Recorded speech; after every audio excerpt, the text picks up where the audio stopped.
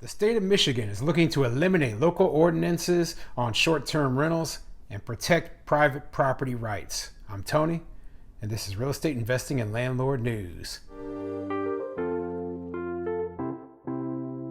All right, so I have an interesting article for you today, and it's going over what the state of Michigan is trying to do with short term rentals. Okay, so most people know that short-term rentals right now they're a pretty hot thing. I'm into long-term rentals. I've never actually dealt with short-term rentals, but they right now a lot of real estate investors are really getting into it, and I've got no problem with it, and I'm looking into maybe doing it in the future. So in Michigan, there's a lot of these smaller localities that are saying, hey, we don't want these short-term rental properties within our city limits or our county or whatever, right? And so what the state of Michigan is doing is they're putting a bill together that would basically nullify all of those local jurisdictions limits on these short-term rentals. So that would allow property owners to basically, since they're the ones who own the property and they can do what they want with it, that would allow those property owners to be able to use their property as they see fit. But before I get into the article, go ahead, hit the like and subscribe button. Maybe leave a comment down below and let me know what you think of short-term rentals. I mean, do you think that they are the future, going into the future? You think they're a good idea, or do you just prefer sticking with the long-term rentals like I am right now? Okay, so I mean, the money looks good. It looks like a lot more work than a long-term rental, but I can definitely see it as a viable business plan if that's what you're into. So this article, it comes from MichiganAdvance.com, and it says, Michigan could open the floodgates on short-term rentals, overruling local governments. And let's see what it says. Imagine buying your first home in a coastal community, or even your dream home on a lake, and creating a peaceful backyard oasis. But when warm weather rolls around, you soon discover a revolving door at the house next door. Loud music, late-night bonfires, even PA systems, beer pong, and extra tents take over the yard. These are some of the issues created by short-term vacation rentals, according to local government and municipal officials who oppose recent state legislation that would preempt local regulations on short-term rentals. Yeah, and those are some of the nightmare stories that you've heard. But what they don't mention is that is a very, very small minority of what happens in terms of short-term rentals. A lot of the times, we're just talking about a large family or a family and some friends who are renting a house. They're taking their children out to the lake. They want to go fishing. They want to go, boating, and they don't want to have to pay for a whole bunch of different hotel rooms. And they like the accommodations better by staying inside of a house. That is the grand majority of what you're going to see when you're talking about these short-term rentals. Maybe they're in town for vacation, or maybe they're in town, to visit family or friends, and they want to actually stay in an actual house versus staying in a hotel. Now, it's nice to have all of the options available that are possible, especially in smaller places where there aren't a lot of hotels available and maybe the hotels aren't of the highest quality. So, yeah, I've got no problem with short-term rentals, and I kind of don't like the way that they're trying to portray it here. I mean, well, I guess that's the way that the local governments are trying to portray it and putting those bans in place. The general feeling in our community, and not just in resort towns, but all communities, is that we're not supportive of efforts to do land use planning from Lansing, said Grand Haven City Manager Pat McGinnis.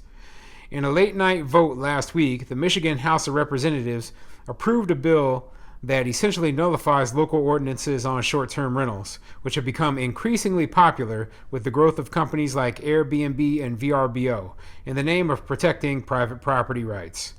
Yeah, and I agree with that, okay? So obviously, as a landlord, my belief is that we should be able to, within reason, of course, do what we choose with our properties, okay? If we want to rent them out, then so be it, whether it be long-term or short-term.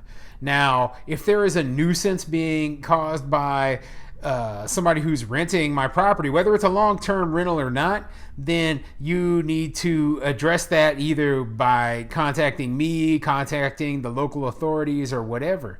Okay, so yeah, I mean, it doesn't really make a difference whether the property is a long-term rental or a short-term rental. If I put a bad tenant in a long-term rental who's having parties all the time, they're going to cause the exact same problems as a bad tenant in there who's a short-term renter. So yeah, that doesn't seem to make much sense. In fact, there could be an owner occupant who has constant parties and is causing a nuisance just as easily. And then what are you going to say? No, the only thing I say is if you're having issues, contact the authorities or contact the property owner if you can and address that issue, okay? And hopefully they take care of it. If they don't, then you're going to have to go hardball, maybe call police, etc. The legislation prohibits local municipalities from adopting zoning regulations that outright ban short-term rentals or make them subject to a special use or conditional use permit. The San Francisco-based company Airbnb has a long history of fighting local regulations across the country. Proponents say House Bill 4722, sponsored by Representative Sarah Lightner, protects an owner's right to rent. But opponents say short-term rentals should be regulated at the local level. Noise, trash, and nuisance complaints, and a lack of affordable housing for year-round residents are some of the issues associated with too many short-term rentals in a community. Other studies show short-term rentals deplete housing stock and increase rent for long-term renters. And I don't necessarily agree with some of this stuff is. It's just not true. Okay, so they say it decreases the housing stock. Well, that might be the case if your housing stock is just if these houses were specifically ever going to go to affordable, they were ever going to be affordable, but they probably weren't. Okay, and that's something that I've noticed about a lot of short-term rentals. They're in nice locations, they're nicer housing stock, so they would have been more expensive whether they were long-term or short-term rentals. Or they would have been completely owner occupied by higher income people because they would have been just straight vacation homes. So yeah, it doesn't make much sense to say, hey, you own a vacation home, you're only there for a few weeks a year, but you can't rent it out in those other weeks when you're not there. That doesn't make any sense to me.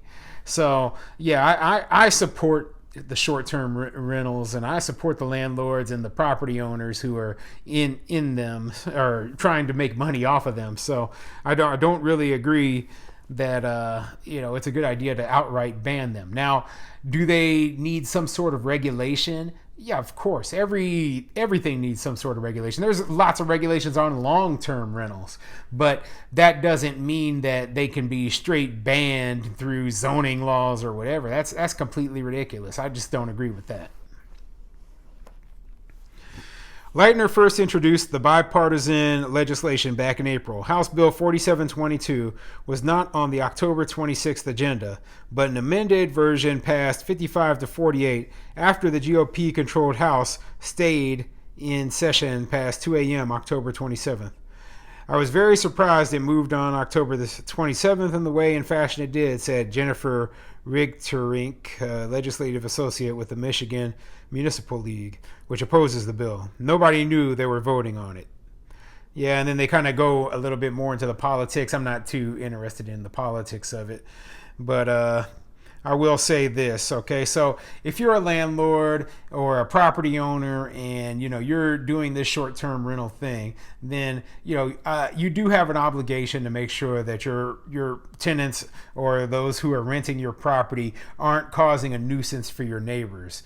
And that is the reason why people don't want short-term rentals right now. And those few bad hosts or whatever they call them that were renting out their property short term where they were having these wild parties, you're the reason why a lot of the short-term rental, so they have such a bad name right now. So get your act together, get things organized, make sure you're not renting it out to young people having wild parties and leaving trash and causing nuisance for the neighbors, and we can make this a better long-term viable investment strategy.